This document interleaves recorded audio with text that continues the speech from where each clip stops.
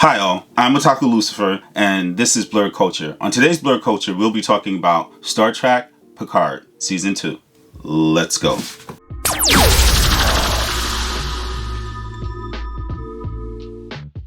So, as some of you may know, I am a ginormous Star Trek fan, and I have been wanting to do Star Trek reviews for a very long time now. I felt compelled to do it with a Star Trek documentary about Deep Space Nine called What We Leave Behind, but I didn't do it for some strange reason, and I have to get to it. But on today's show, what I'm going to be talking about is Picard Season 2. Let it be known, the main reason I'm doing this review is because of the season finale for Season 2. Although I am a big Star Trek fan and I liked Season 1 of Star Trek Picard, it didn't compel me to really do anything. Season 1 was really good, but the end all and be all for me for Season 1 was the fact that I finally got to see Seven as Nine as the Borg Queen.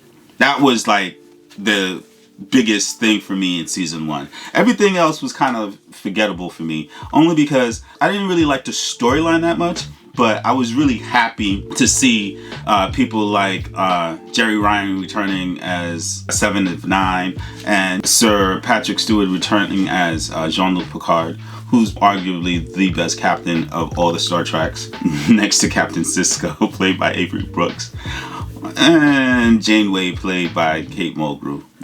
Those three, they always kind of like move around in first place with me. From the inception of Season 2, I kind of got the feeling that something was special, only because they brought John Delancey back for his role as Q, and they also brought back Whoopi Goldberg's character of Guinan, and I really thought that that was really something special to see those two characters coming back. But throughout the series, what we find is people from the first season, namely Agnes, Captain Rios, Rafi, and that was all well and good to see those people because I really did like the characters from Season 1, but to see them again in Season 2 was really good, on top of seeing Q and Guinan. But the storyline is what really got me because, you know, I'm all about time travel, and this particular storyline was about time travel.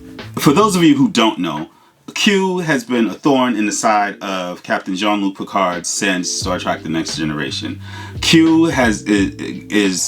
This particular Q is part of a larger continuum called the Q Continuum.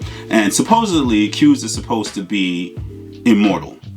And I basically see Qs as the immortal Dominion. If you know anything about the Dominion from Star Trek Deep Space Nine, then you know that they're changelings and they can change forms and they're like super powerful beings and they're considered gods. Qs are basically the same thing to me in my mind. The only difference is Qs are literally ethereal and they're basically omnipotent or semi-omnipotent beings. And just like how the Dominion are considered, they define themselves as being a drop in a large ocean.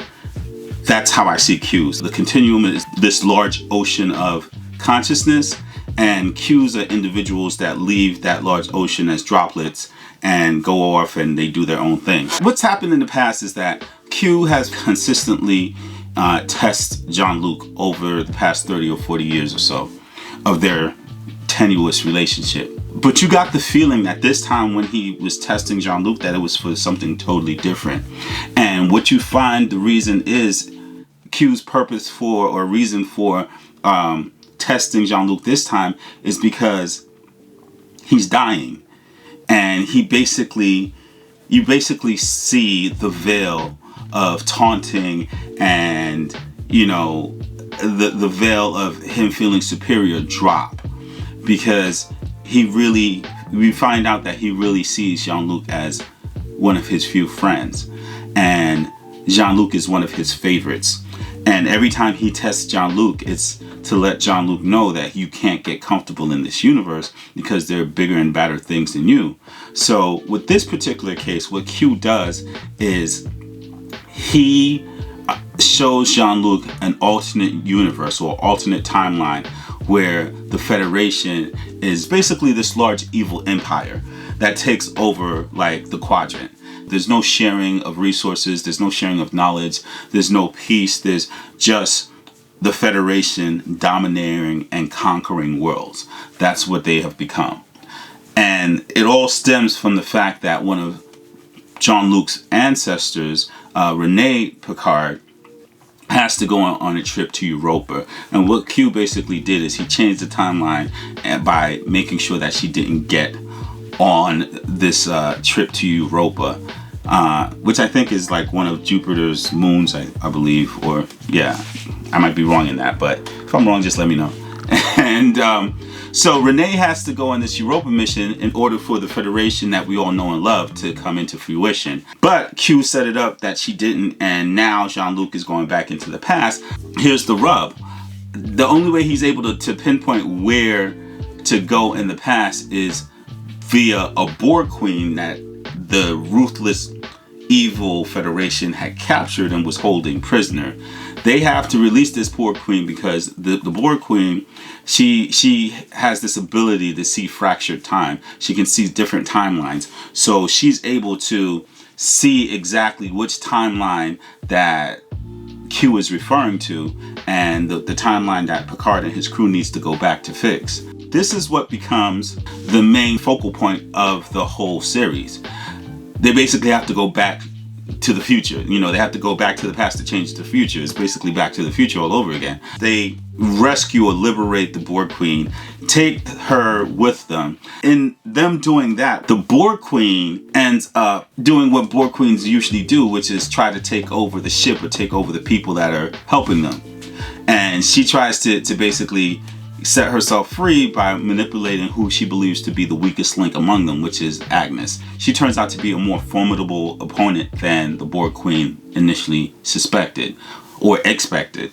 Because of this, the whole thing progresses beautifully because Brett Spiner is back as a different Dr. Sung. He makes a deal with Q to help Q stop Picard from getting his ancestor Rene Picard onto the Europa mission. So the focus becomes get Renee onto the Europa mission, make sure she gets on the ship, and make sure she gets out there. Dr. Sung is doing everything he can to stop both Picards. Then in the interim, we have the Borg Queen and Agnes going at each other. We see that Agnes turns out, like I said, to be a lot tougher and smarter than the Borg Queen suspected, but the Borg Queen is highly wily and highly wily, that's funny.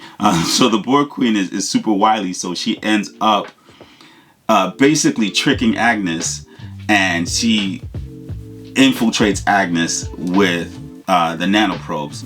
Great storyline in and of itself.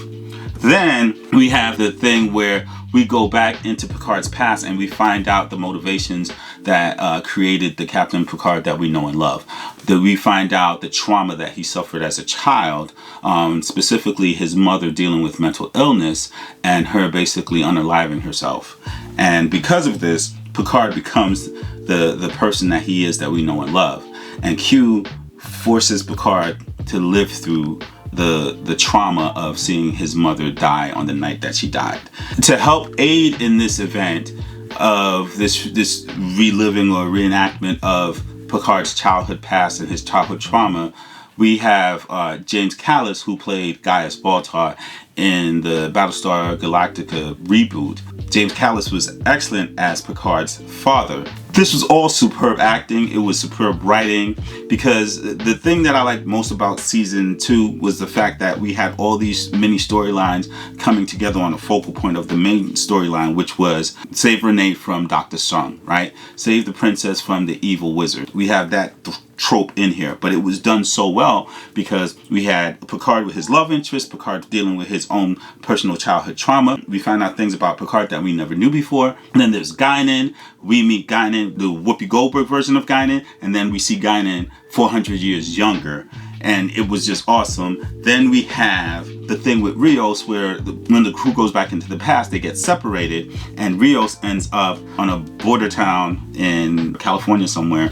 You know, he has his own love thing going on with the doctor that he meets, and then it's the usual social commentary that is Star Trek, where they're talking about the homelessness situation briefly in California, or just in general in the United States, just how the homelessness situation is just so massive. They touch on that. They touch on ICE and the immigration problem, and they touch on all these little things and that are really big issues that we're facing right now currently in our world, and they do it in such an entertaining way. So I really loved this season. This season was awesome. And then to top it off, we have all these storylines, all these threads. They all tie in by the end of the season, where we have Picard doing his thing. He saves his ancestor. We find out that Q actually had a soft spot for Picard all this time, and he really had no hatred for Picard. He was just doing all of this to say goodbye to someone he considered a friend. We have Rios. We have Rafi, who lost Elnor at the beginning of the series, and she gets him back in a way, but not really. And we have Picard, who loses his love interest, but not really, and then regains his love interest.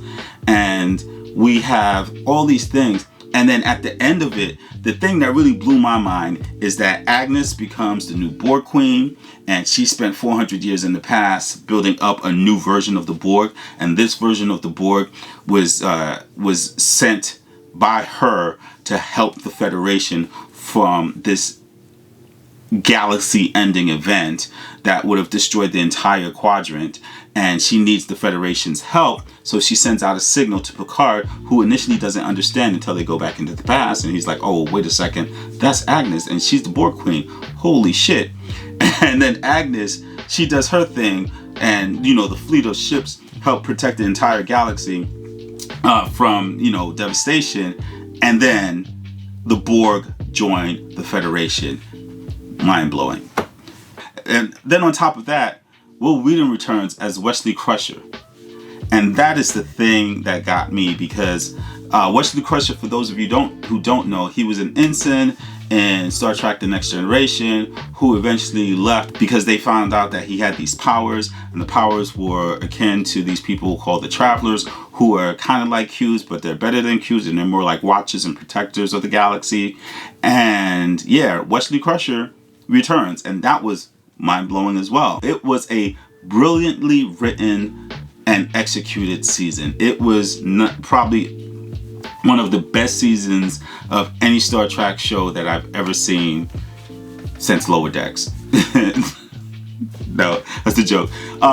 No, Lower Decks is really good. If you haven't seen Lower Decks, check Lower Decks out. If you really want to get your geek on, I suggest everyone who is a Star Trek fan to see Picard Season 2. It is definitely worth the watch. It is just binge watch the whole second season. The second season was so extremely good. It was so good, so good, so good. And so good for so many reasons. But the interaction between Picard and Q was definitely worth it. Finding out these things about Agnes was really worth it. Finding out these things about Sung. Oh, and the other thing I almost forgot. I don't know if it's something lost in the genome with the Sungs, where they feel like they have a god complex and they have to remake humanity or remake life. But this particular Sung, after he fails in his mission to stop Rene Picard from going on the Europa mission, we find out that he was also the progenitor of the eugenics wars.